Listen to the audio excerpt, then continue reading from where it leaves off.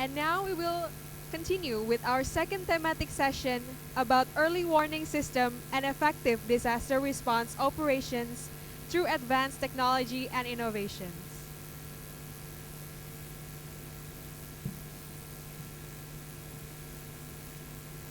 Excellencies, distinguished delegate, ladies and gentlemen, since we are about to start our second thematic session, we kindly request you to please be seated.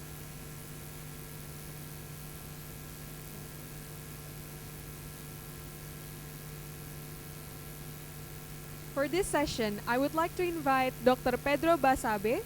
He is the Senior DRR and Rapid Response Advisor of Swiss Agency for Development and Cooperation. He is also the head for Humanitarian Aid Hub for Southeast Asia and Pacific based in Bangkok. A geologist and hydrologist for more than 35 years in the field of DRR and disaster management in Latin America, Europe, Africa, United Nations, and now Southeast Asia. I would like to also introduce our panelists today. DC Tiong Hua, Deputy Commissioner, Public Safety and Future Technology of Civil Defense Force Singapore. Mr. Costa Antonopoulos, Medicine Sans Frontiers or MSF representative to ASEAN. Mr. Anpik Hatda, CEO of Mekong River Commission.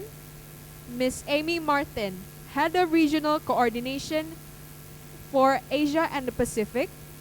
Mr. Chao Xiaoning, the National Disaster Reduction Center of China, or NDRCC, who will give a remote presentation for us today.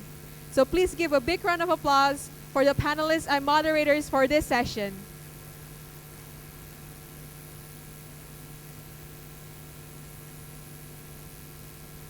Thank you very much, and good afternoon, Excellencies, distinguished delegates and panelists.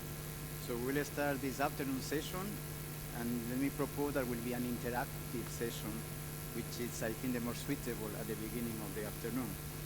This session is devoted to early warning system and effective disaster response operations through advanced technology and innovations. In fact, Southeast Asia is a beautiful region, but is also the most affected region in the world by disasters, both geophysical, due to the location in the Ring of Fire, as you know, and hydrometeorological, typhoons, floods, and droughts. So that's why it's so important to work in disaster risk reduction and related management. And let me congratulate to the Southeast Asia community, because a lot has been done. ADMER, it is the only one regional agreement that deals with disaster management and emergency response in a legally binding basis. So congratulations for that.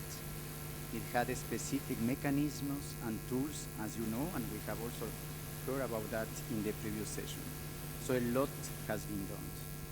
So now, if we come to the early warning is key. Is key in order to reduce the impact of disaster. But it's key also to link to emergency and response. So from early warning to early action should be the slogan of this session. So let me also recall that as per the UNESCAP 2019 report for Southeast Asia and the Pacific, the average in that year, it was 86.5 billion of economic losses. So it's much more than what we were hearing. And I have a slide that afterwards I will show you this, and also the colleague maybe of UNESCAP can inform even more. Now, when it comes to early warning, please also, we need to think, distinguished panelists, about people-centered early warning system. How to reach the last mile. We have enormous knowledge in the region about that. What is the link with the private sector for communications and delivery? Also, how the early warning is the scientific part of disaster management. How we link this to governance, to political decisions, to economics and planning, and also, of course, for decision making. if we have on one hand the technical part of the equation, but we don't have the political will and the decision making, for example, for evacuation, we are middle way. So this panel will focus in three main questions, please. So one, we would like to learn from the country's experiences what are the necessary and sufficient components to establish an inclusive, effective, and accurate early warning system. Which of these components that are still missing, what are the challenges, and also how to overcome. Second, we'd like to learn from the institution experience about the information and communication technologies that can help to optimize and enhance disaster preparedness and response in the national and local level when there are limited human resources and limited infrastructures. Number three, we'd like to learn also from all of you the innovative approach dealing to strengthen an effective response and also the link and coordination between civil and military agendas and institutions. So let me also finally suggest that at the end of this session, we come back to every one of you, please, with a couple of takeaways in order to support the dialogue for the ASEAN and also the discussion on the new ADMER work program for the coming 4 years. So let me start this session with the presentation of it will be a video conference from Mr. Shang Xiaoning, who is the Deputy Director General of the National Disaster Reduction Center of China. He will deliver a presentation through a video conference. He is also co-chair of the Emergency Preparedness Working Group of the ASEAN Pacific Economic Cooperation. Mr. Xiaoning, the floor is yours. Thank you. Delegates, ladies and gentlemen, I'm very glad to attend this ASEAN high-level Symposium on disaster management. I'm able to go on site as we are now engaged in the fight against the normal coronavirus disease.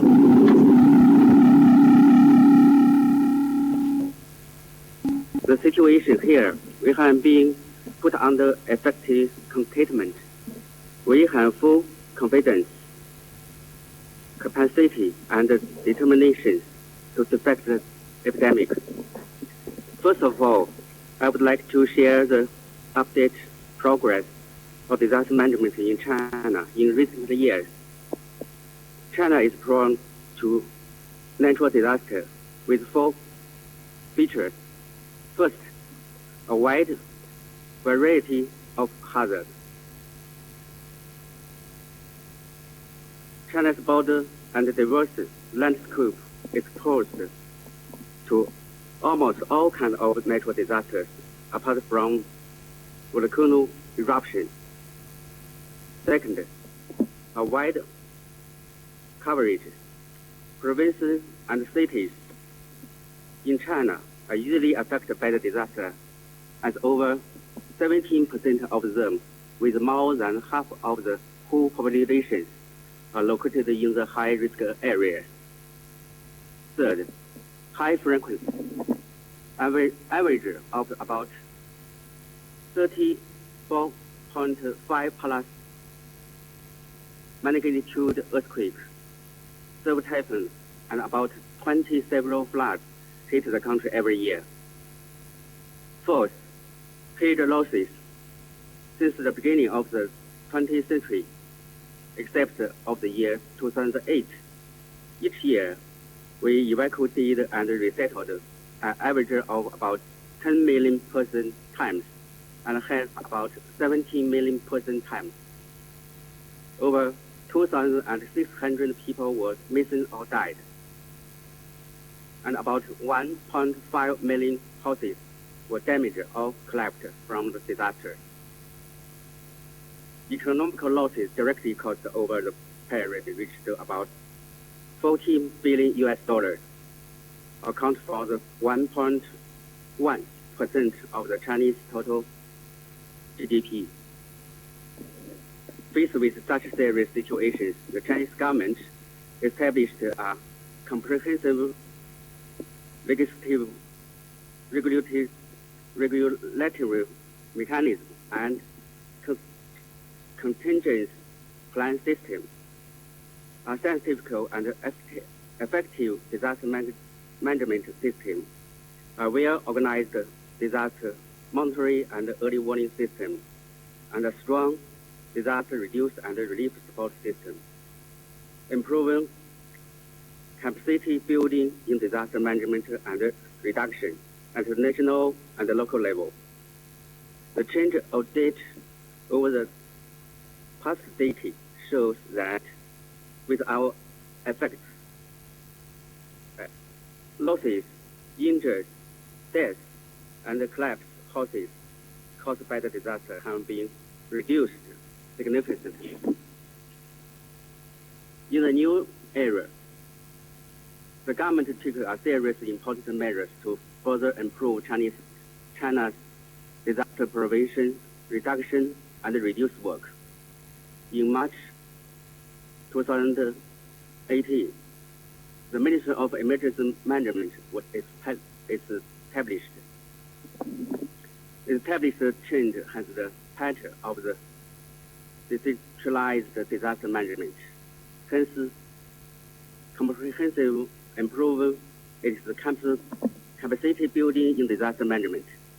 It will help the country develop an enhanced disaster monitoring and early warning system, coordinating its emergency management efforts,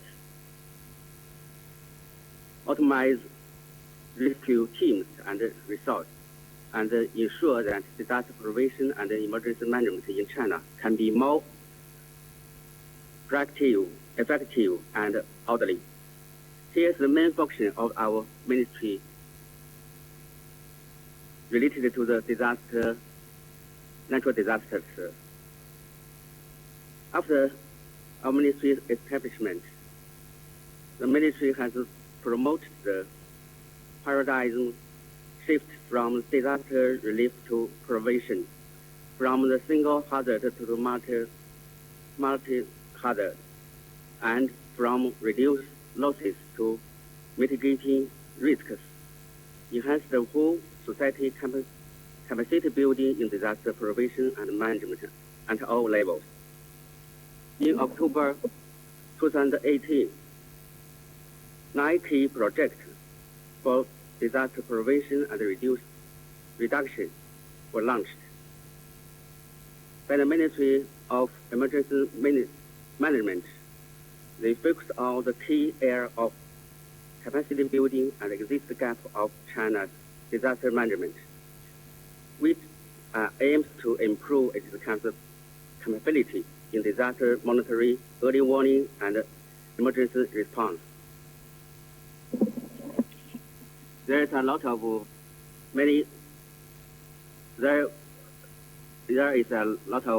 projects in here, but you can see comprehensive risk sensors of natural disaster and the project of natural disaster monitoring and early warning is our main problem. Means next time we will do. Moreover, the Ministry of Emergency Management has now established the National Comprehensive Disaster Monitoring and Early Warning Center, which is packed to facility accountability building at national, provincial, municipal, and country level, encourage multi-hazard data collection among different departments, provide assistance to decision making, and ensure an accurate risk assessment, which is include maybe disaster monitoring,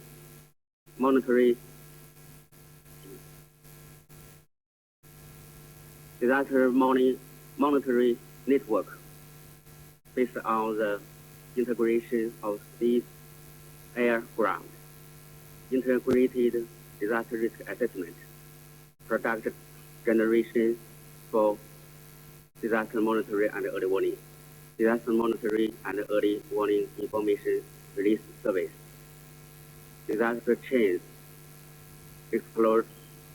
exploration and simulation, technological support for disaster monitoring and early warning.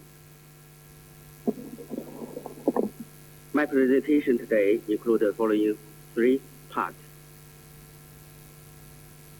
disaster monitoring early warning system, emergency response system, and the cases of major natural disaster response.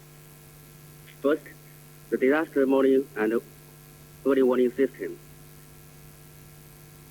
Thanks to the concerted efforts of land governmental departments, China has gradually developed an integrated space, air, ground disaster monitoring and early warning system that allow integrated monitoring.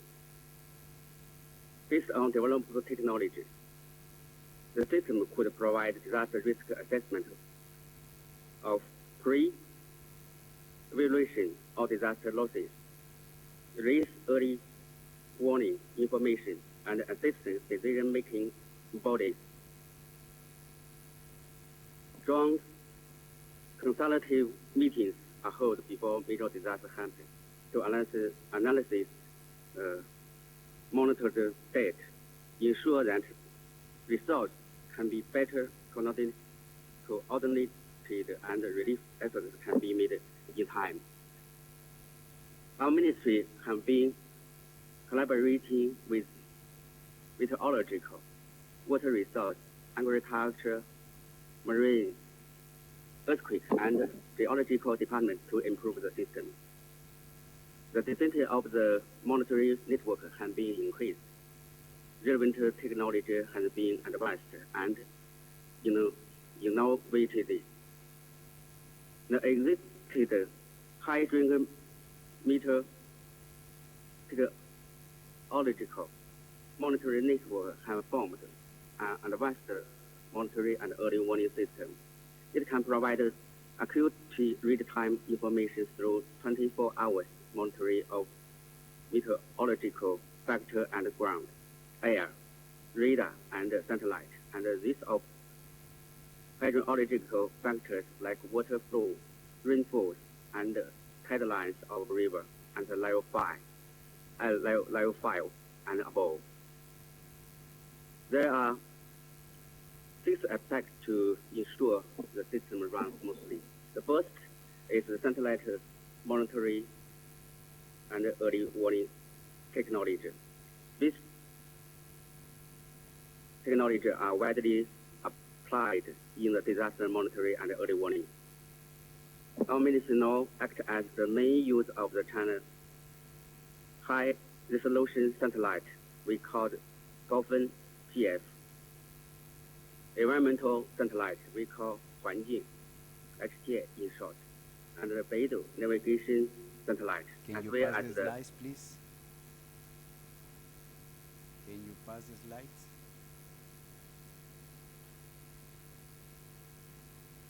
Yes, this is slide.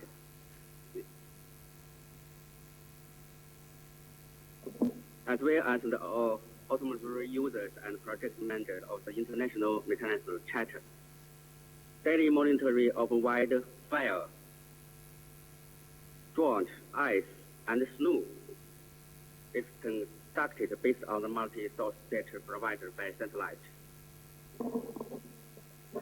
The second, we use the UAV, unmanned aerial vehicles, to do monitoring and early warning.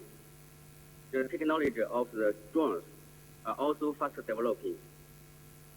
It can make 3D imaging of disaster hit areas after geological disaster and flood, and for the decision making and coordination efforts.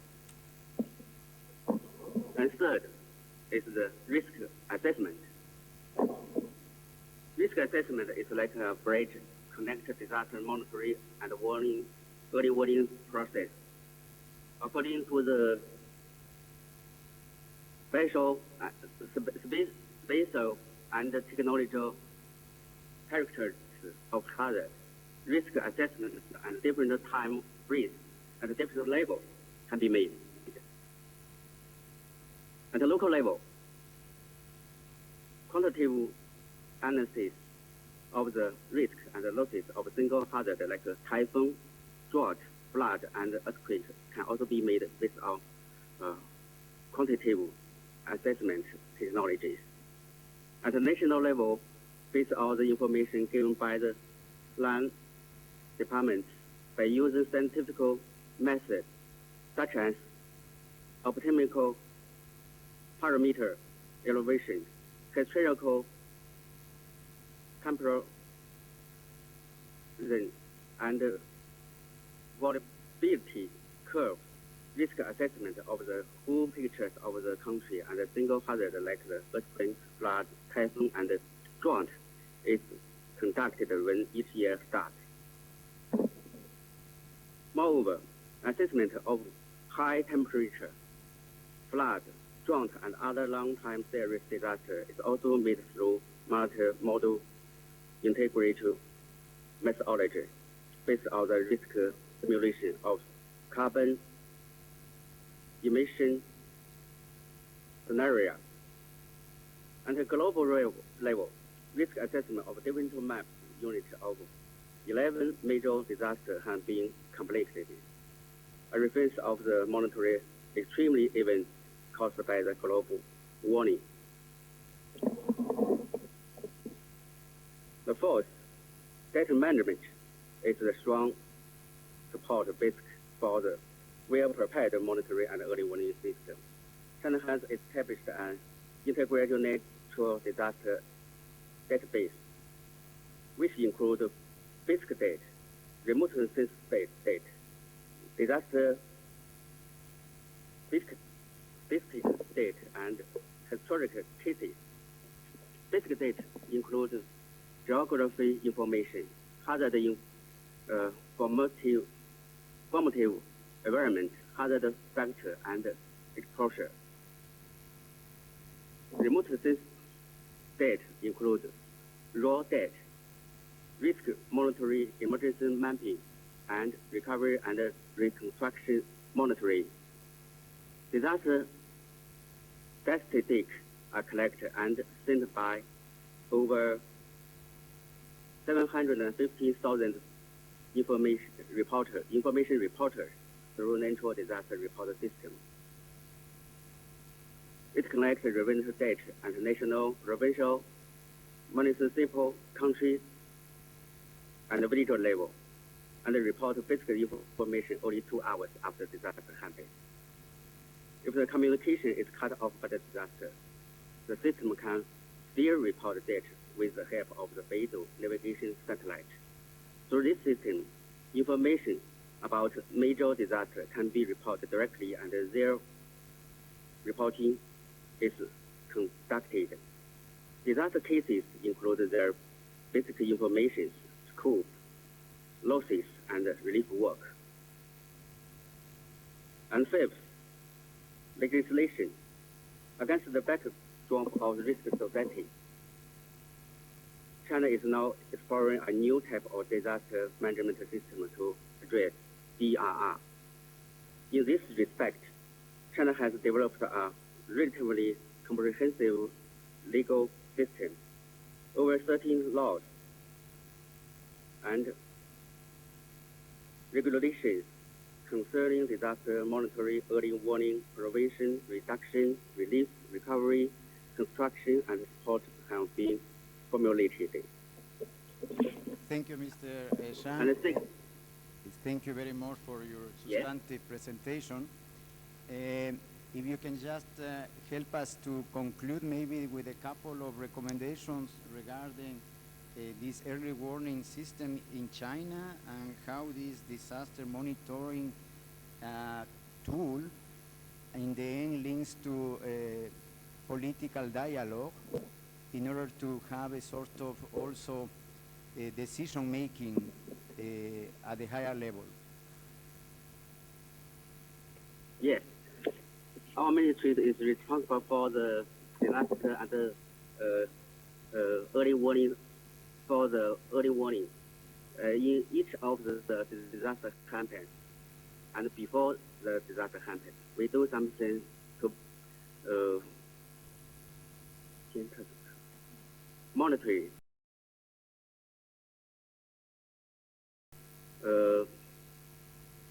information is given to the government to do some decision making, how the response levels will be taken, and what the responses, how the things they do by our information. Thank you very much, sir. So we really appreciated, your presentation and the enormous, information and effort from the Ministry of Emergency Management of China, together with the National Disaster Reduction Center, dealing with the different parts of the disaster management cycle, and also, of course, the link between disaster monitoring, early warning, and the unified leadership for decision making. So let me pass to the next. Thank you very much, sir, and you can maybe continue listening to us. Afterwards, we'll go for questions and answers after we have five additional panelists. You want anything to add? Do you have anything to add? No. Okay. No, thank you very much. Thank you. Yeah, but we will appreciate it. You can continue with us for the questions and answer more or less in 30, 40 minutes. Okay. Thank you, sir. So our second speaker is Mr. Teong Hua. So he is the Deputy Commissioner on Future Technology and Public Safety of the Singapore Civil Defense Force. And he was a former head of the Singapore Civil Defense Force Academy, dealing a lot for developing capacities on disaster management and emergency, but as well as environmental management.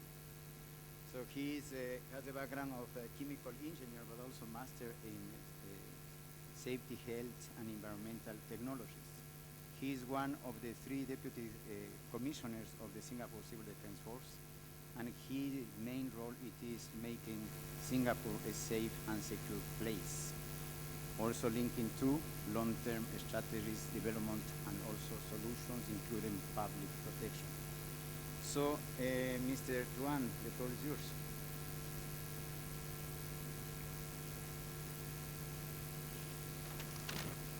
Thank you for the introduction.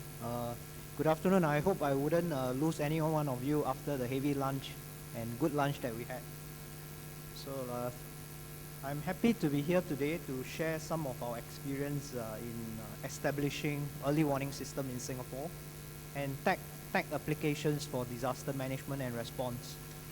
So first of all, I would like to introduce my organization, the Singapore Civil Defense Force. I always say that our organization is a four-in-one organization.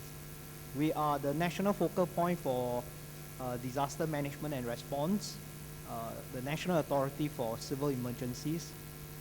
We also manages the Fire Rescue Agency.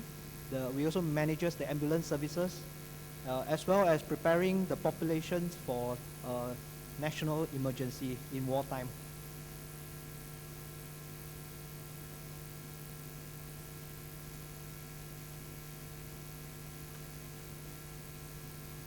Can you help to pass the slides, please? Can you go to the next slide?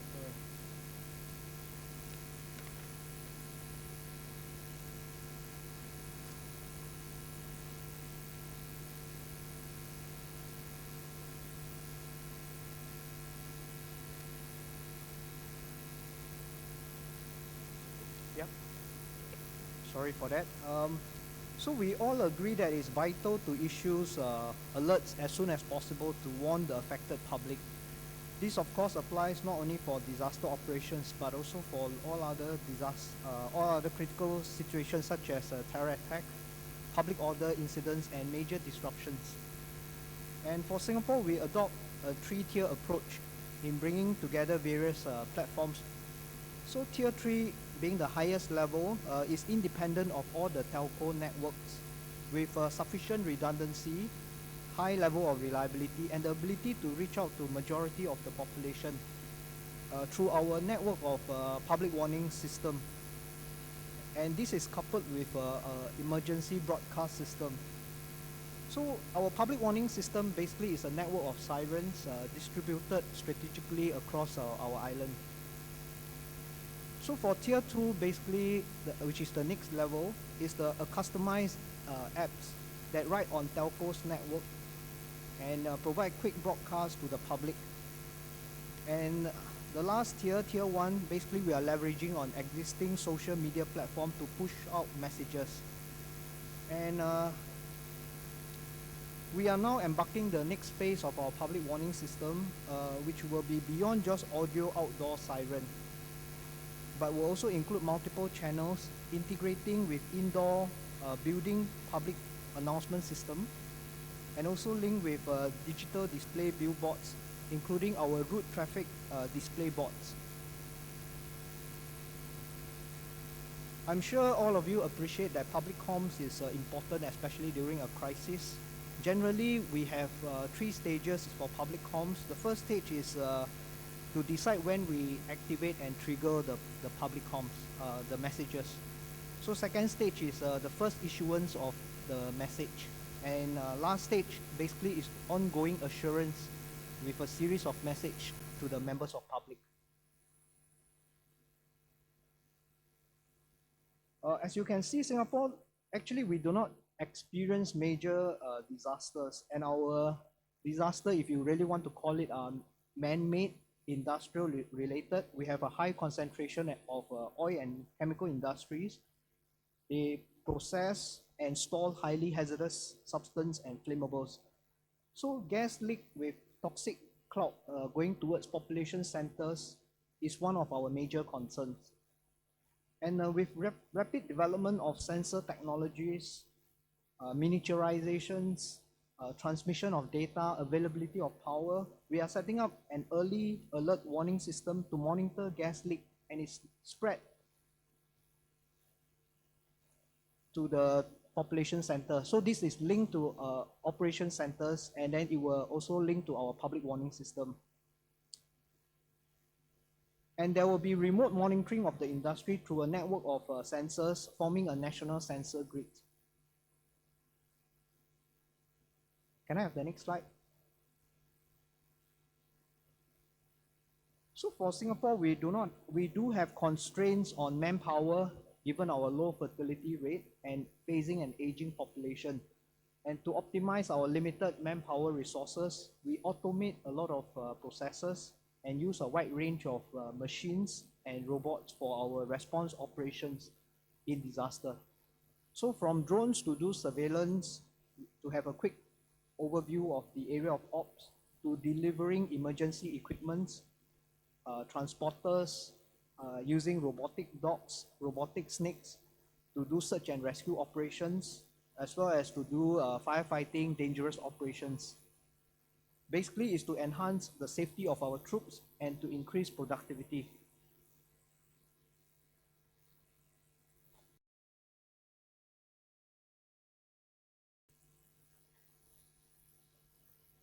What was said earlier is our current mindset of working with technology, and it still works, but we are actively exploring new approaches to think about technology and its application.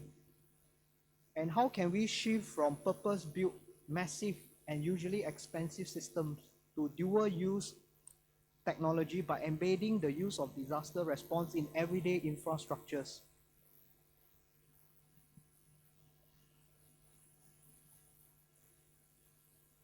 So we are trying to leverage on everyday infrastructures for use in disaster management. For example, we are building a smart lamppost concept, and this with the rapid technology advancement in connectivity, power availability, miniaturizations, we are embedding early warning system to a lamppost, which can then act as a sensor besides being a lamppost, which basically is being used as a platform. So other examples of using everyday infrastructures include tapping onto police surveillance cameras to detect any anomalies, and in our vehicular system to track and collect data on the movement of vehicles. With sensors being built into our infrastructures, there will be rich data for sense making and the detection of incidents. So all these things have to be designed upstream when we want to develop our infrastructures.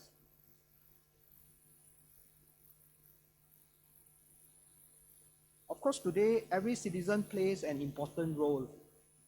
They form a new network and they can help us identify, detect threats, and to respond to incidents. And we need to collaborate very much with technology partners to make sense of the data from all the daily use apps. Of course, we are concerned that when all this data comes to us, we must make sense, we must have the ability to analyze and make sense, gain insights out of it, so that we can give some actionable recommendations.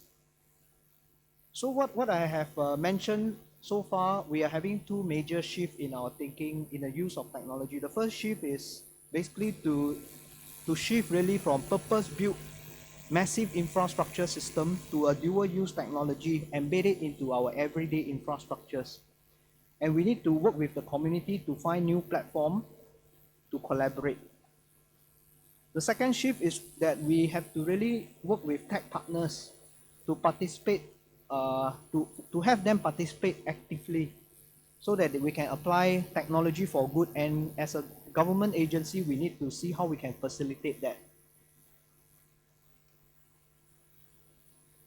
So this is my final slide to say that finally that if we are to meet the challenges of what technology can bring, it is essential to equip our workforce with the right skills and competence, underpinned by rigorous, professional, career-long framework of continuing training and education.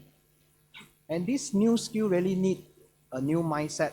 So besides honing our tradecraft skills in disaster management, emergency response, we also need to combine other skill sets, what we term as cross-cutting skills in digital literacy, in design thinking skills, to improve our people empathy and emotional skills, and depend less on cognitive skills. We need to prepare our people to be ready for the future, and of course we can harness technology to accelerate and optimize such training by using the virtual reality for training or augmented reality for training. That's all I have. Thank you very much.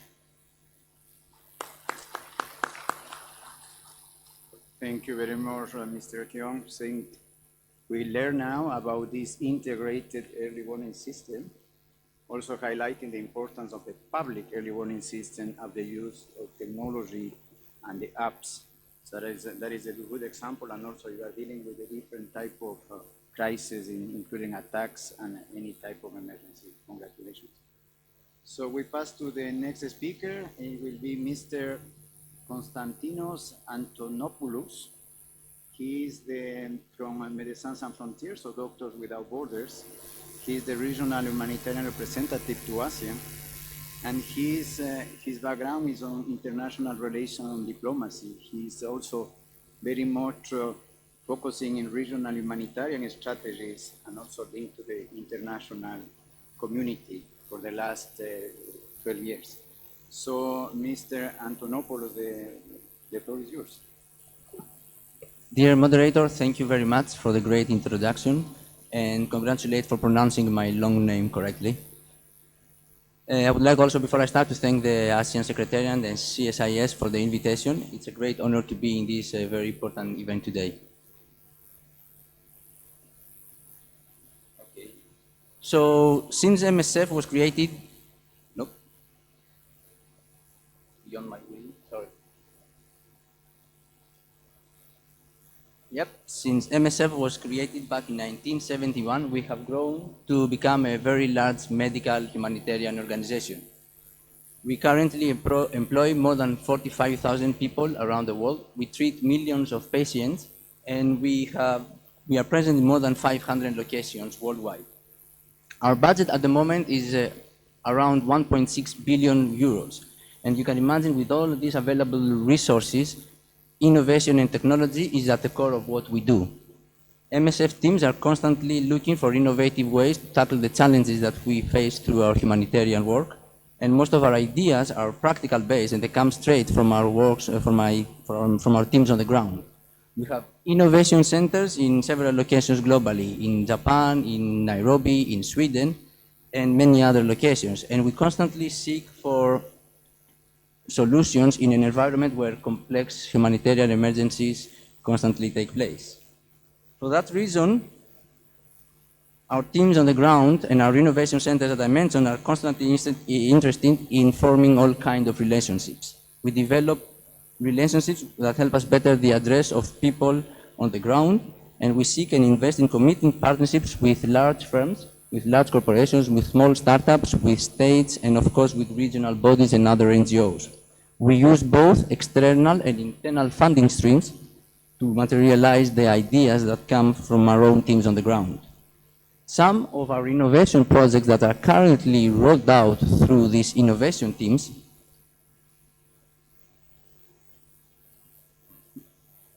they include the use of virtual reality, virtual emergency rooms, and virtual construction sites that help us to enhance training, the use of drones, inflatable hospitals that can be shipped from one location to the other in a matter of hours or days, the use of telemedicine to reach patients in remote locations, digital mapping to map areas that have never been mapped before, web-based geospatial platforms for enhanced communications, and of course, 3D scanning, designing, and printing activities to support our reconstructive surgery projects around the world.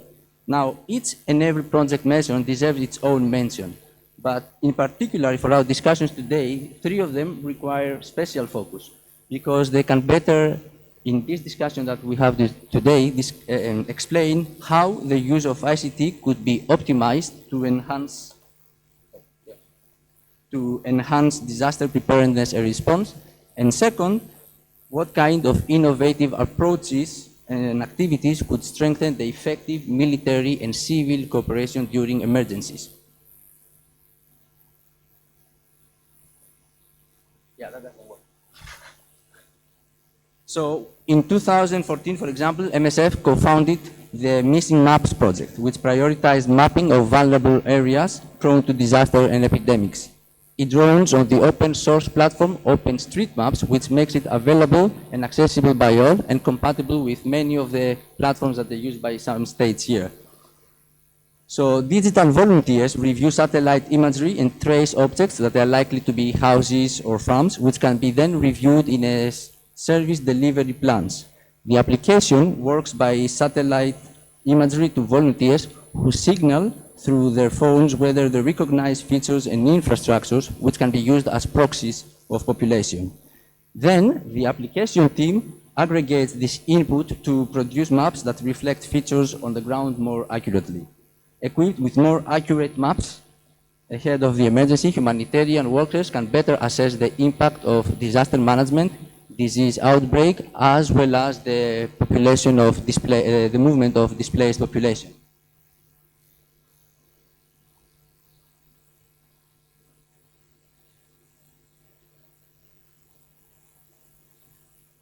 So, in addition, we have telemedicine, which is another great example. During emergency, medical teams like MSF have to travel to some of the world's most remote locations.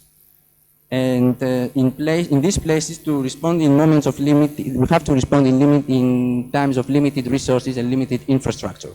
Medical staff in these low resource settings are challenged to diagnose complex medical cases without the ability to directly consult with specialists. To combat this challenge, MSF developed a multilingual telemedicine network to equip the field staff to directly access specialist advice. This pilot program was initially developed as a web-based messaging system, but has progressed to incorporate much more advanced technology right now. Images and description of cases can be sent outward for either verification or diagnosis and suggest treatments for something that many teams on the ground have never seen or they have never read about. This kind of technology setting allows remote medical teams to consult in a whole network of experts whenever they are confronted with cases that go beyond their immediate teams and their immediate capacities and means. Another great example comes from our React and Assessment Collaboration Hub. So getting accurate and up-to-date information to assess the reality of the humanitarian situations on the ground and the response required isn't always, as all of you know, during an emergency. For example, during Typhoon Haiyan, it was information from our former staff on the ground that provided the necessary and real-time information. So with that in mind, we took up the challenge and built up a new web-based platform that could support MSF by supporting and providing real-time information about emergencies as they evolve. In this effort to better monitor and communicate about emergent events in Southeast Asia, we developed this new method to monitor media and gather info from our peers on the ground into a secure web-based geospatial platform.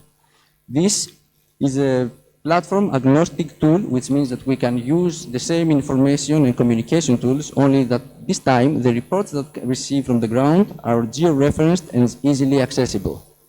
REACH offers an innovative tool for monitoring standardized and accessible information as they really happen. So, as a conclusion, and as I'm aware of time, I would like to offer a few points also for clarification. So, as MSF being a humanitarian medical organization, we think that is not very applicable for us to focus on early warning systems. We also believe that this is more in the bailiwick of states and regional organizations. However, we seek for best practices on timely response operations constantly. And for this, we believe that innovation and technology are very important tools.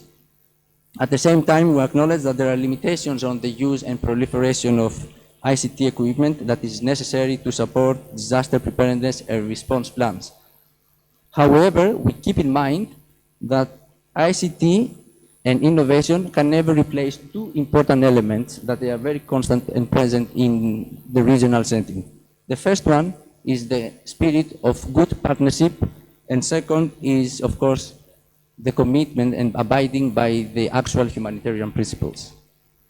So with that in mind, I would like to thank you again, and I will be ready for the questions at the end. Thank you. And I really hope my narrative matched the videos on the ground. I really tried, but... Thank you very much, Mr. Antonopoulos, for the inspiring presentation of this humanitarian medical organization. And there is another example how the usefulness of the innovation and technology, in this case, not only, to early warning, but also to assess the humanitarian assistance real time from the ground. But you clearly mentioned at the end that this ICT cannot replace everything, but it goes also with experience and also to link to the national governments. Thank you very much. So we pass to our next speaker is Dr. Ampish Kata. He is the Chief Executive Officer of the Mekong River Commission in the Secretariat in Laos. He is at the Mekong River Commission the last 4 years. And Dr. Kada holds a doctorate in development studies from the University of Tokyo, Japan, and a Master of Science in Agricultural Planning and Management from several institutions. So he also has a lot of experience in water hydro diplomacy, transboundary water resources governance, and integrated water resources management, as well as socio-economic development. So it is another subject that links to the early warning, because disasters, they don't know borders. It's disasters without borders, in fact. So it's a question how we can collaborate between the different countries, neighboring countries, and in this case, under the aegis of the ASEAN Secretariat and the AHA Center.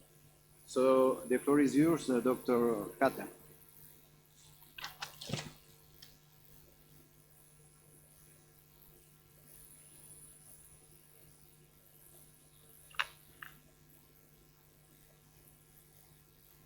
Thank you, Mr. Chairman. Good afternoon. It's my privilege to be here and to share with you about the MRC experience in operating and managing our system and tool dealing with flood and drought. Can we go to next slide, please? So this is the content. I will go quickly because I'm going to talk about the system, the tool that we have. But before we go to the system and tool, one slide is about the MRC. So who we are. And next slide, please. I think MRC consists of 3 member countries in the lower part of the Mekong. And the secretariat is based in Vientiane. And in Cambodia, Phnom Penh, there is a regional, in the past we call regional flood management and mitigation center. But recently, our governing body decided to incorporate drought as well, because managing flood and drought, like the both sides of the same coin. So next slide, please. 2016, we embarked upon a major reform, and a reform that based on what we call core river basin management function. Among the functions that we have embraced so far is one function dealing with forecasting, warning, and emergency, which is the topics of our discussion today. Next, please. In order to realize the development principle and objectives of the 1995 Mekong Agreement, the 4 member countries together developed a certain procedure in order to govern the water use and the resource uses, different procedure dealing with the water flow, water quality, data sharing, procedure dealing with negotiation, and procedure dealing with monitoring of the water. So these are the important procedure in order to guide the 4 member countries to develop, to manage resources that we share. And aside from that, we have the tool and system in order to address drought and flood. We have our informal information system and data portal, looking at the integrated data, serial, historical, and also we have our river flood forecasting and monitoring tool using different models, and we have flash flood guidance system, and the last one we have drought forecasting system. Next slide, please. Now let's look at first in terms of data information sharing, because we need to rely on the member country in order to supply us using our telemetry system in order to support our forecasting. So we have 180 water level, 60 station manual, and also 45 station, Mekong high cost. This need to go through the national data terminal before coming to the flood center and to the secretariat. And we use 127 rainfall station and 2 stations from China and Myanmar in order to enable us to operate the system. Next slide, please. Here, how the system is work. We use imported data. We use satellite rainfall data and ground truth data together. And when we use the satellite rainfall data, there is a need to have bias correction, and then put it into the model, run the model, and then the result display in a different mode. It can be grid display, graphic display, and bulletin, and export data to share with the member country. I think this, and in terms of the product, we have the flood bulletin. Next slide, please. Aside from the river forecasting, we have flash flood guidance. It's dealing with the flash flood. This is we receive support from the US, and we work with the Hydrological Research Center based in San Diego, develop the system, and the product from this system is a flash flood guidance and flash flood threat for 1 hour, 3 hour, and 3 hour, and as well as 6 hourly average soil moisture and mean area precipitation. These are the products that we disseminated. We make it available on our website and also disseminated to the National Forecasting Agency of the member country. Next slide, please. The last one is the drought forecasting system. Now we are working with, we cooperate with ADBC, the head of ADBC here, Han Goodman here. So severe project. Now the MRC have the system, but we are planning to officially launch probably next month. And this system is very important because based on the need of the member country, so we need to make sure that this system is available soon to address the drought facing the region and a number of indexes that are available for the member country. Next slide, please. And how the information, we produce warning information, but we are do not issue warning. Issue warning is the responsibility of the member country or member state. So we provide warning information through different way, our web-based river monitoring, forecasting bulletin, and MRC data portal and website. And of course, through the national alliance that register with even a civil society organization as well. Next slide, please. Here, I think our bulletin, how it's our web page, flat web page, so the public can access, can see it, our forecast. The way forward, because last year, the region, and even now facing a very low flow and drought in the region. And last November, the MRC Council decided or approved the MRC drought management strategy. So we need to deal with both drought and flood. So in terms of the way forward, we need to enhance our capability to integrate the two systems, flood and drought, to have a better lead time, a better accuracy, as well as a better outlook in order to serve different purposes, especially agriculture using different technology. Last slide, please. So the question, I think the chair is posed a question how to have an effective early warning system. So from our perspective, from the region, we believe that there is a need to have three important elements. Start first with the integrated database and document management, because this is served as important input. And then we need to have a system that is robust enough, which is capable to address different data needs, especially in the region data scarcity. This is what we are facing. And we need to have a communication. You need to relay, you need to communicate to the public. So we need to exploit the technology that is available using modern technology, a better innovation, the way that we communicate. So like app, I think this is, and social media is available. So this is very important for the MRC in the future. Thank you very much.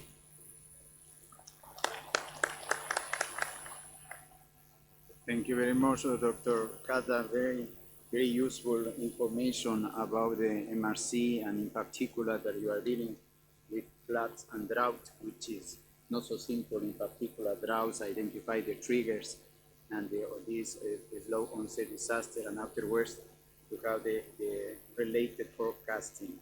And you also clearly mentioned as well that you issue the forecast, but the warning, it is the role of national government. So that is the link, exactly what I wanted to discuss maybe in the questions and answers. So thank you again for this fantastic presentation. Let's move to our next speaker. She is Amy Martin. She is the head of the Regional Office for Asia and the Pacific of the UN OCHA. Amy has 25 years experience in development and humanitarian work in several countries in Africa, but as well as in Myanmar, Haiti, for the response efforts, and also for the Africa drought in 2010. So it's several also different type of disasters. So Amy, the floor is yours.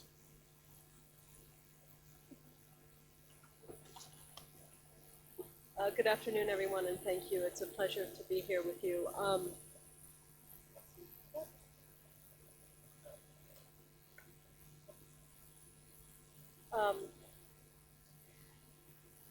The UN Office for the Coordination of Humanitarian Affairs.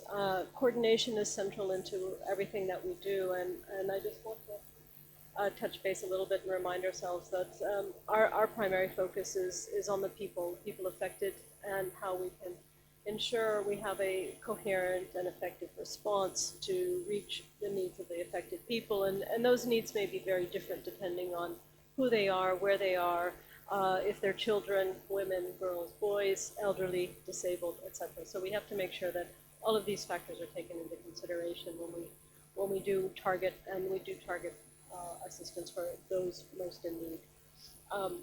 Effective coordination is also around ensuring there's no duplication of services. So this means we have to get all of the actors who are working to support disaster management and response and emergency relief to make sure there isn't any overlap. And of course, we have to hold ourselves accountable to the populations for whom we're serving, to ensure that they are getting the assistance that they need. And we also use information and technology and different data, and generate data to make sure that our response is strategic to the crisis. To do all of this, information is critical, and I think I want to thank our panel members here around all the information they just presented. There was a lot of data, a lot of information presented, and without that data, we cannot make decisions, and we can't inform our decision makers on how best to respond to a crisis. But today, I was asked to look at the question around civil-military coordination. And can we go to the next slide? And civil-military coordination here in this region,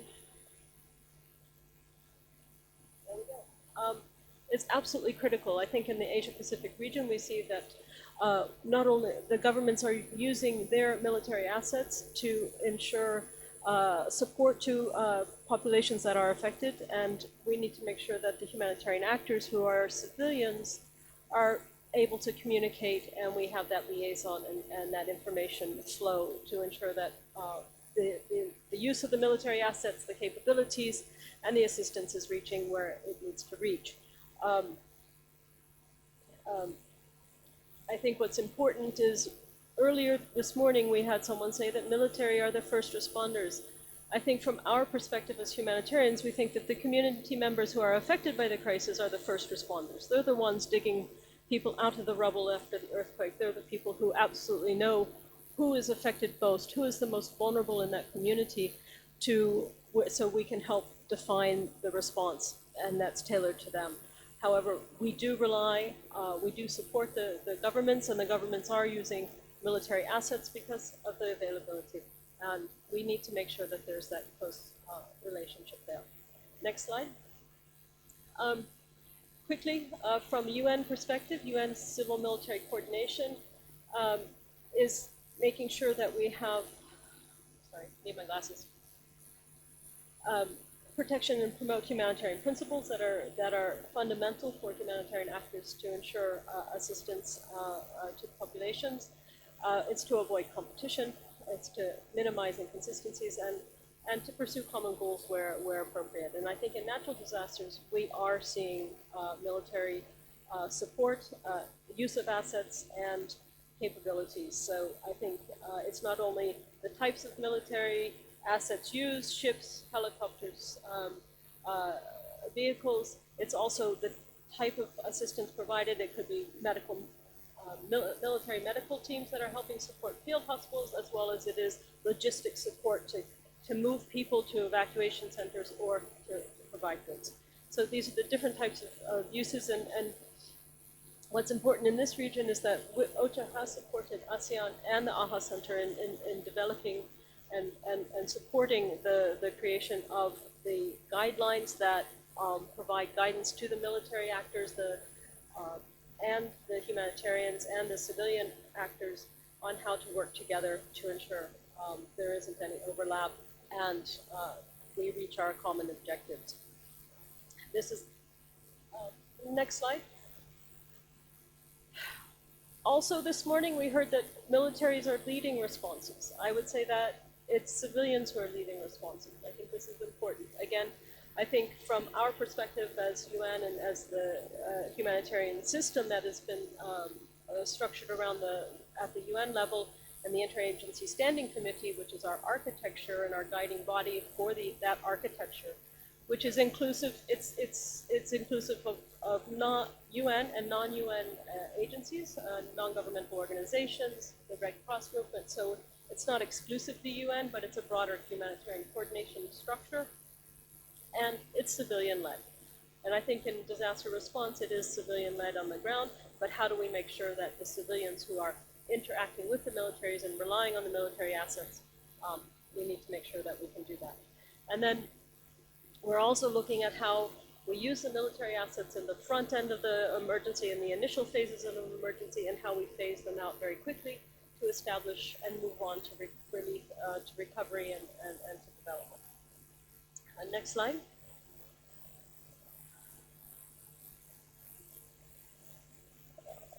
Sorry.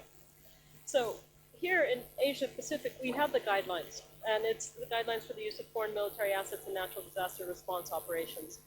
And these guidelines have taken several years to come about and be endorsed by the community. And these guidelines are adhered to. And I think it's something that, even though they're not binding for the member states, they do allow us to define the roles and responsibilities of everyone interacting and how to guide us in our emergency response. So next slide. So OCHA's role is looking at information and how we best coordinate. And to do that, can we go to the next slide? We use these coordination tools, these infographics, and they basically are looking at who's doing what where and how we, how many resources do we have, and then this coordination tool helps us and the decision makers understand how best to deploy their assets, make sure there's no duplication, make sure that different assistance is provided where it needs to be provided.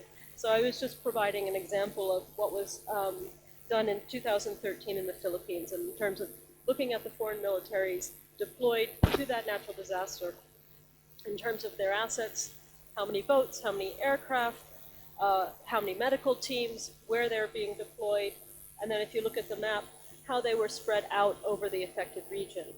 So they weren't all concentrated in Manila. They were spread out to make sure that they were reaching the populations most in need. So these are the kinds of information tools that OCHA uses in our coordination efforts to ensure that we're, again, not duplicating efforts. We are responding to the people who have the highest needs, the most vulnerable, and to make sure that the civilian component and the civilian-led response is in sync and in coordination with the military responders. I will stop there. Thank you.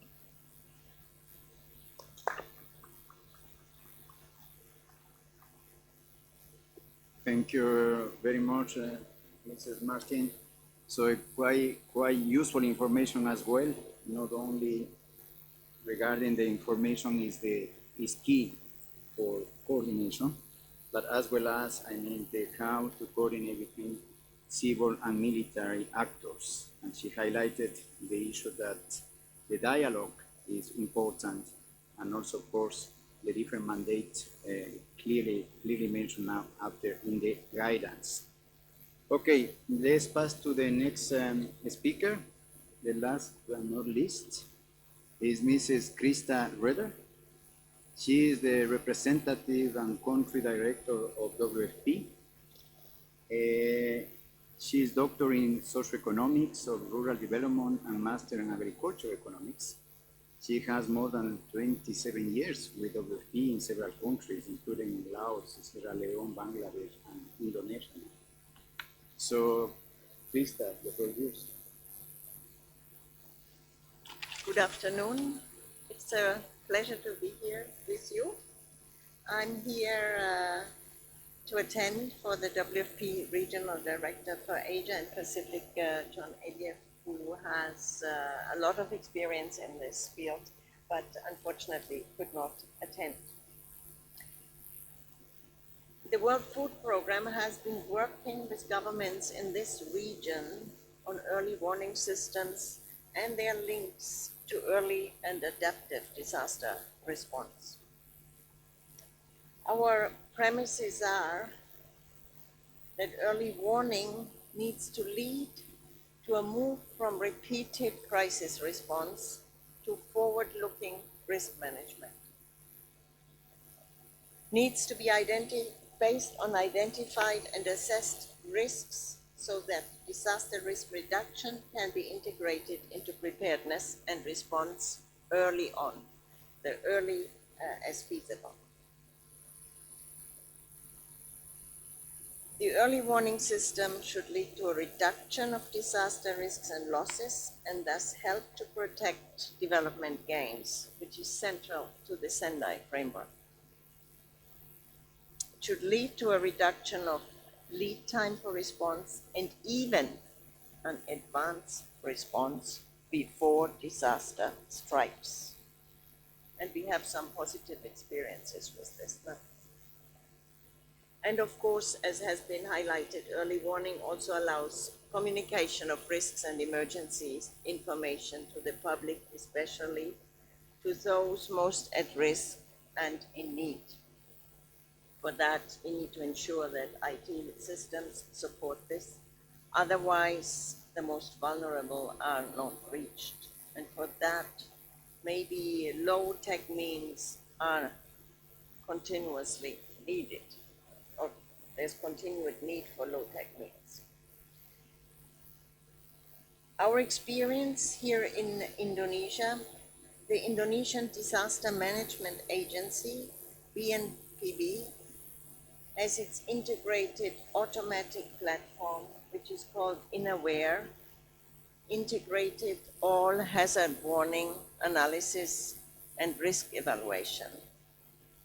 This is, as I said, an automatic platform into which hazard and risk information can be fed, analyzed, and disseminated for preparedness and response, like the colleague from China demonstrated here. So far, it is mainly used for earthquakes and cyclones. We are currently working with the Indonesian government and other governments in the region, such as the one in Cambodia, on further development of such automated risk analysis tools. Such impact-based forecast analysis is to provide data and analysis related to hazards and disasters to be used by governments and other players for decisions in preparedness and response, and by communities to better prepare for disasters. For slow onset hazards, for example droughts, we have developed together with Pulse Lab Jakarta a so-called vampire platform. It's a fancy name. It stands for Vulnerability Analysis Monitoring Platform for the Impact of Regional Events. That work started in 2015-16 during the El Niño drought in Indonesia. And the system is now established in the President's Office for real-time monitoring. It is using seasonal food security monitoring information, current and historical, from different regions, and it has an almost real-time uptaking, processing, and visualization of data from largely satellite imagery, it's weather data, again actual and forecast, and population vulnerability. So we bring together the natural development with the population situation. It's based on poverty information, poverty maps. In this way, it is showing evolving climate patterns, affected areas, impact on crops, and number of affected people, and can provide an early warning. Now, this is increasingly used for forecast-based early actions, such as forecast-based financing, and to make social protection systems shock responsive or adaptive. The effectiveness of these innovative interventions lies in them linking the early warning system with anticipatory actions to deal with critical hazards such as droughts, floods, and cyclones, so that we move towards providing assistance before disaster strikes. I have experienced this in Bangladesh, but it's also being done in the Philippines. Before the cyclone comes, a few days before, those people who are the poorest and most likely to be most affected get a transfer of cash through existing mechanisms so that they can better prepare for the disaster and for protecting their families and assets. In Indonesia, we are currently working in the joint UN system, UNICEF, UNDP, and WFP, with the Ministry of Social Affairs on a conditional cash transfer program. It's called PKH, Family Hope, and we link this with Vampire. This needs also information from the Met Office and what I mentioned earlier, BNPB's InAware platform for impact focused analysis. In this way, we hope to contribute to make the existing social protection system shock responsive or adaptive. Thank you.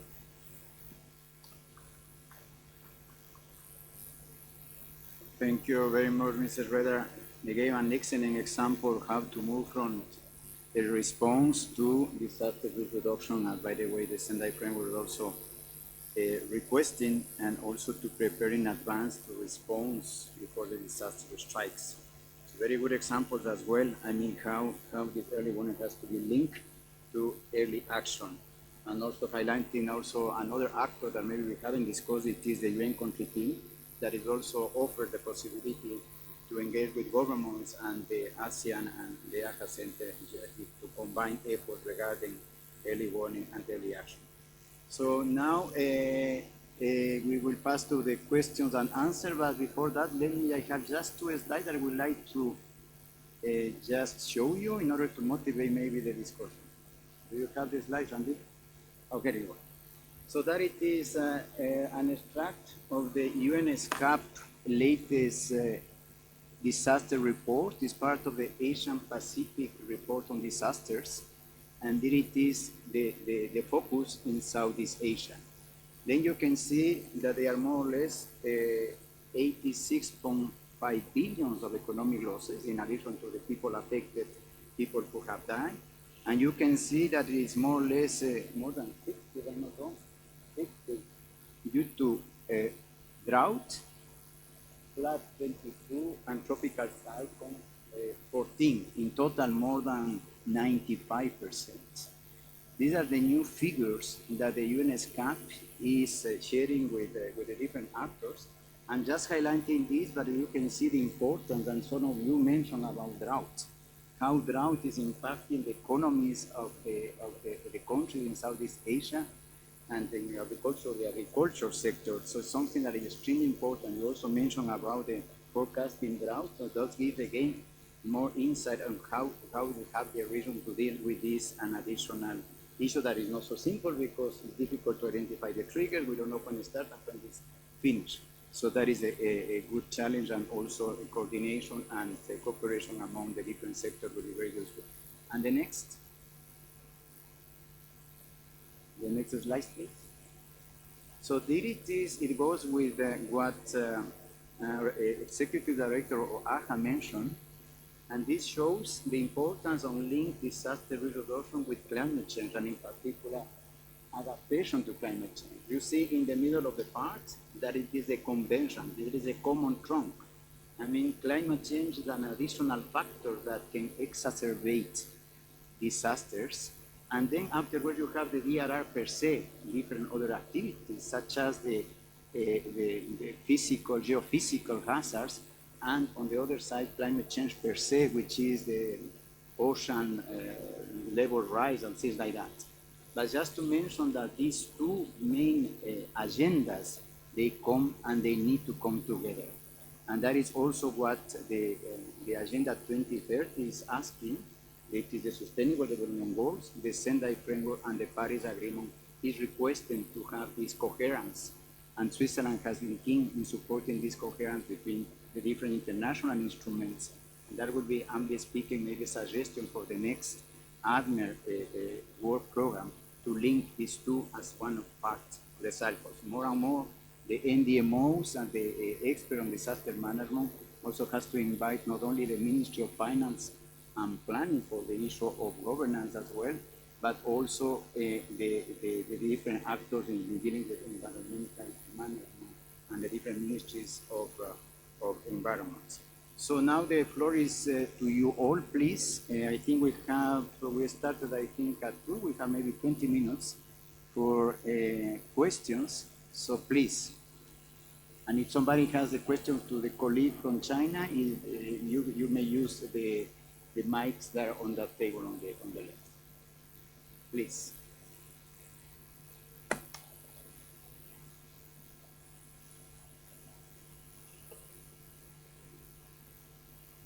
You can just identify yourself as well, please. The mic, please.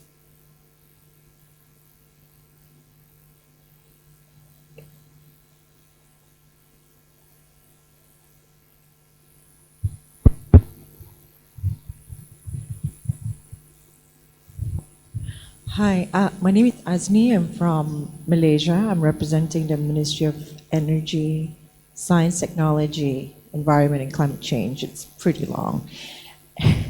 Anyways, I noticed that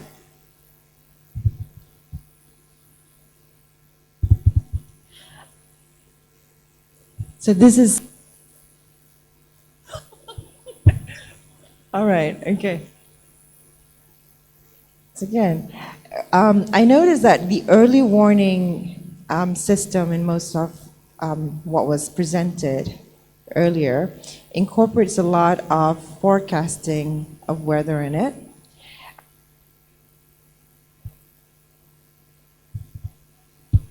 Is there a member of ASEAN who also uses climate change projection or modeling in the early warning system? Because we know that the gradual effects climate change would also, invoke more disaster. Okay, so I guess that. Thank you for the question. So how we can also use early warning system for climate change? A good question. Then to start thinking. Another one, please. The private sector have a question. Please, over there. Good afternoon. My name is Ida. I'm from the Ministry of Social Affairs, Indonesia. My question is that, we've seen from the presentation there are a lot of initiative and innovation in terms of early warning technology for early warning system, but I would like to know more with this all technology, how could we improve the raise awareness, the capacity, the community capacity in terms of raise awareness of the with this early warning system, because we know that last week there are a lot of videos floating around the social media, and there was this wall collapse in one of the area in Indonesia. If you see that what happened there, the community, the people will stop there taking pictures, video, instead of like taking some action to minimize the risk or to do like small evacuation. And we also like a lot of experience where all the community they are so reluctant to be evacuated because they're not really aware of the risks that caused by the hazard. So I would like to know more, how could these technologies actually can be assimilated or can develop all the local knowledge from the community about the risk and the hazard that has been passed on to the generation, so they know this information is more meaningful for them. Thank you. Thank you. So that goes with early warning, people-centered early warning systems, private sector colleague.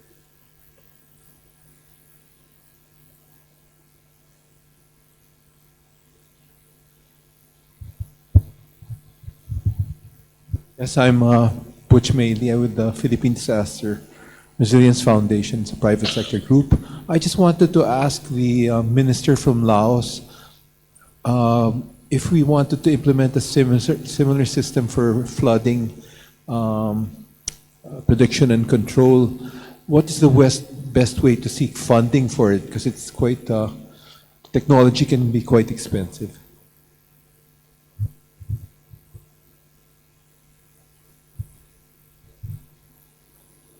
Let's take these three questions first. So, let me just summarize, colleagues. How can we have a combined early warning systems to monitor possible hazards that become disaster and climate change adaptation? Maybe I can even add that, by the way, the climate change exacerbates the hazards, so like monitoring, but you can maybe as expert can complement on it. Second, how can you can give more insights regarding people-centered early warning system? Maybe it's lacking maybe more risk awareness for the population to reach the last mile. And the last one, I mean the resource allocation for technology. Do you have any information in that, colleagues? Who would like to start?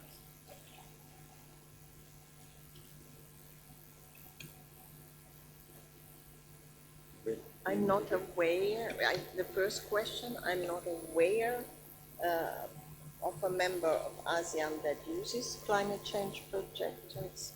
However, I think this could be close to the projections we currently do for the droughts and cyclones. And it would be an excellent idea to extend this to much longer term for the climate change and focus then on those that are most affected. I think it's an excellent idea, but I'm not aware that any country is doing this at this point. Then I think we have a point to take away. Anyone would like from the ASEAN Secretariat or the AHA Center to tell us a little bit about those projects regarding climate change, in particular adaptation, and somehow links to DRR? Okay. The one. Center early warning system. Who would like to elaborate more the importance of awareness development? Maybe you that you have a public early warning system. Yeah. From Singapore perspective, I think this is about public education, because also about day to day during small incidents, we already educating the public what to do. You know, in case when we send an alert out to people, and then or if they see any incidents, whether it's traffic accidents or minor fires, people just start using their cameras to take photos instead of doing some actions. So I think public education is quite important, and we must socialize the idea of the public taking actions in all our day-to-day minor kind of accidents, in these micro emergencies we call. If we socialize the public with this kind of education, they will get used to this kind of information. And for our public warning system, island-wide public warning system in Singapore, every month we will have a testing system. So the testing and training is vital to keep the public aware and alert of the system's availability and reliability. Yeah. And of course, like I said earlier, the clear messages must be crafted well when we send out the information to the public, especially in this era where fake news is really proliferated easily. So we need to craft out very clear messages to the public, and it's actionable for them. So this is some of the suggestions that I have. Thank you. Thank you very much, and maybe let me just compliment. It's a very important subject, but also the ASEAN has a program, I mean, from the schools, and how DRR could be part of the education curricula. So now I think now we have to move even a step forward. So disaster management and climate change together in order for every single students to know what it's about and to combat any fake news, and so people need to know about that. But let me turn to our colleague, Mrs. Radar, who inform about this INA-aware in Indonesia. How this can have help or is helping to raise awareness of the population regarding disaster reduction and related management. If it is linked with good communication systems to the population, it can contribute to it, and not just contribute to decision makers' actions. However, for the moment, the INAWARE is more for the sudden onset disasters. It is going to be further developed for the slow onset disasters. Is there any statistics about how many people using this app?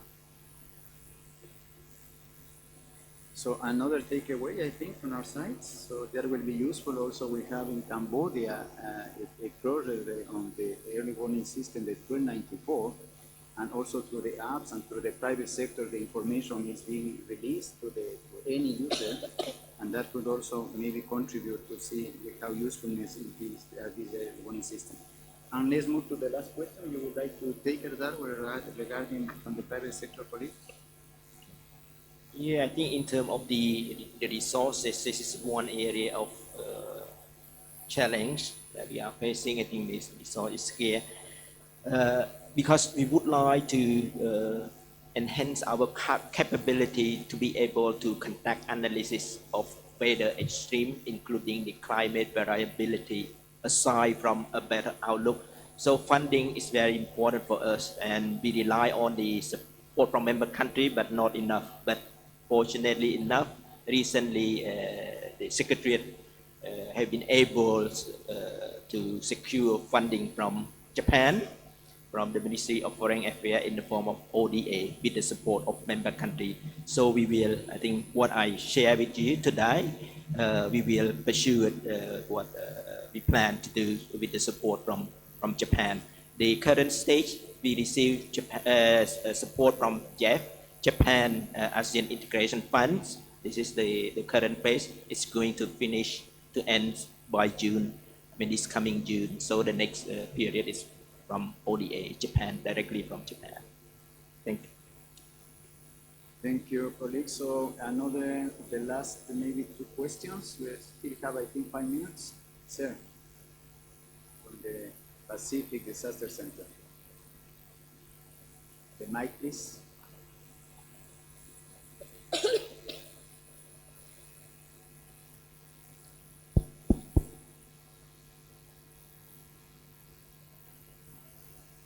Thank you.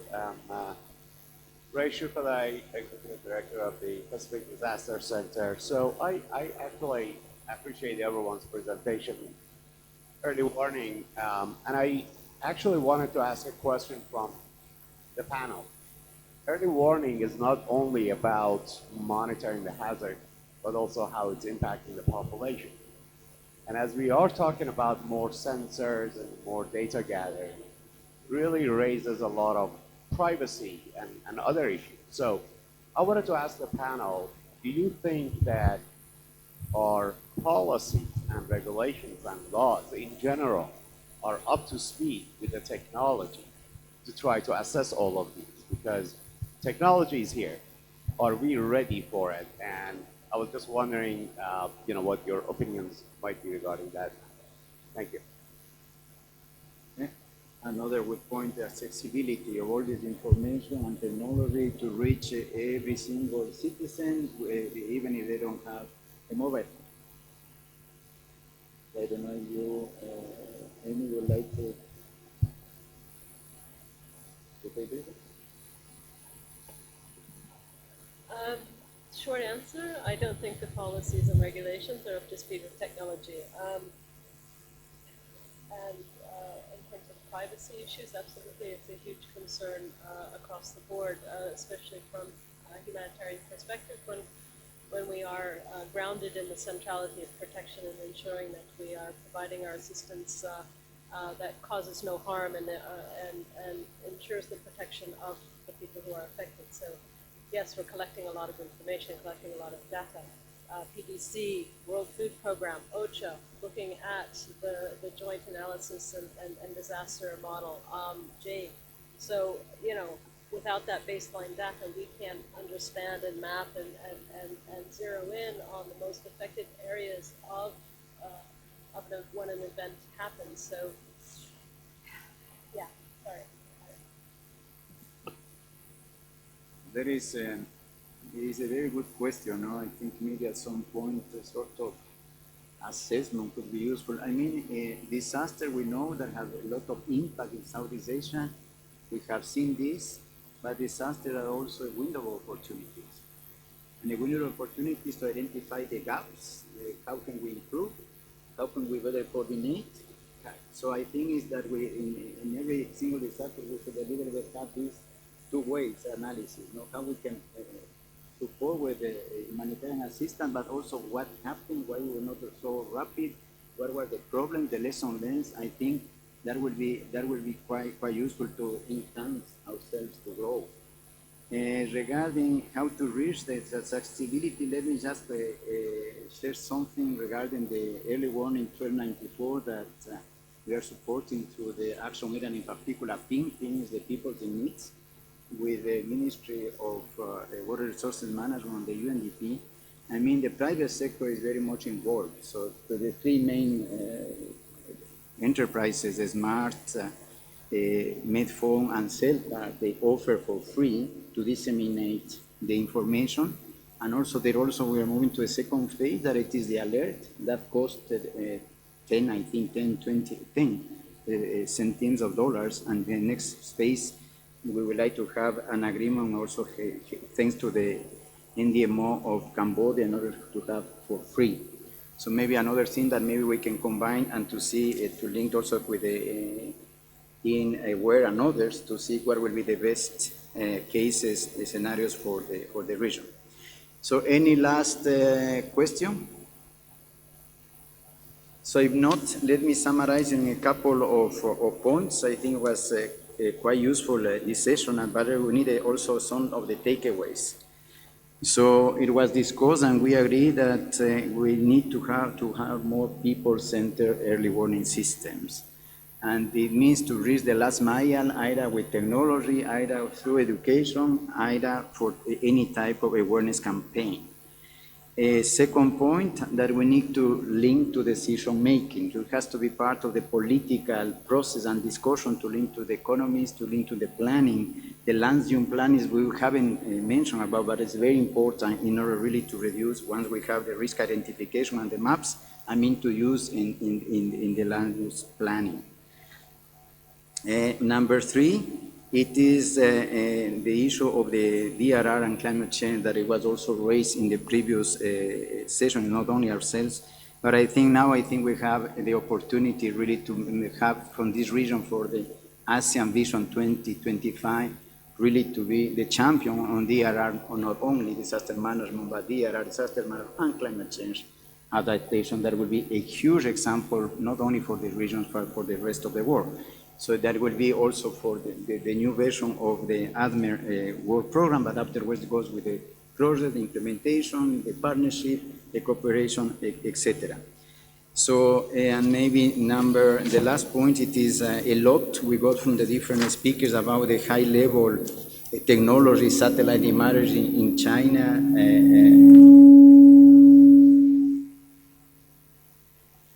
all this technology, but all this technology and robotics, you mentioned in the case of Singapore as well. So all of this, little by little, is available, but maybe not all countries will have this possibility to see how other countries such as Laos, Cambodia, Myanmar, they can benefit from this knowledge and the partnership. So these are a couple of my takeaways, and maybe the last one that Mrs. Reida mentioned, it is how to be better prepared to advance the response. So that is, I think, important. The region has a lot of experience on it, but I think we can even improve more. I mean, I recall in the tropical cyclone Mangkhut in the Philippines, where it was a very good example also, and almost there were not people dying, a lot of affected people, but not people dying. I think the region is doing a lot, so congratulations again. but even we can move forward.